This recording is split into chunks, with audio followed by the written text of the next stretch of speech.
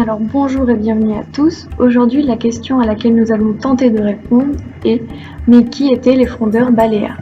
Alors ces frondeurs baléares marquèrent l'histoire de l'archipel, mais surtout de Majorque et Minorque.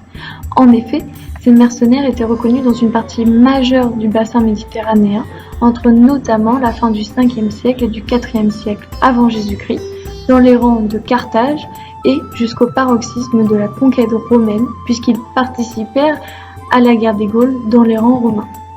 Ces guerriers étaient des mercenaires, autrement dit des combattants étrangers aux parties en conflit et qui disposaient d'un avantage personnel à participer au combat, une paie. Leur nom provient de leur spécialisation militaire et de leurs armes. En effet, ils se servaient, donc comme on voit ici, de frondes de 3 modèles disparates en fonction de leurs besoins au combat et des situations belliqueuses.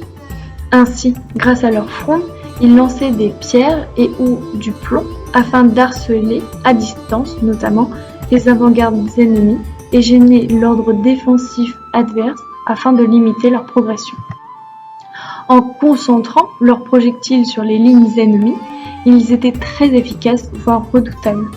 On pense qu'entre 10 à 20% des hommes prompts à combattre ont participé à ce mercenariat.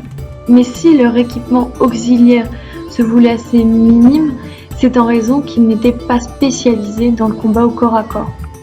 Ils luttaient, comme on peut le voir ici, donc les uns à côté des autres avec un espacement assez conséquent afin de ne pas se blesser mutuellement. C'est pourquoi ils ne participèrent qu'au combat terrestre et non maritime.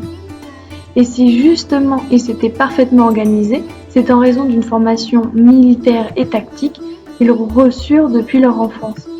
Une histoire, véridique ou non, circulait d'ailleurs au sein du bassin méditerranéen et voulait donc que les mères baléares, elles-mêmes formées, obligeaient leurs enfants à s'entraîner continuellement et poser un bout de pain sur un bâton et l'enfant ne pouvait le consommer qu'une fois l'avoir touché. Par ailleurs, il y a encore des doutes sur l'origine de l'appellation des baléares. Mais assurément, cela provient justement de cette spécialisation des troupes. En grec par exemple, balein, se traduisant par baléare donc, fait référence à l'habileté des gens justement à lancer des pierres avec des frondes. Autrement dit, ces frondeurs sont légendaires et leur trace sur l'archipel est intemporelle.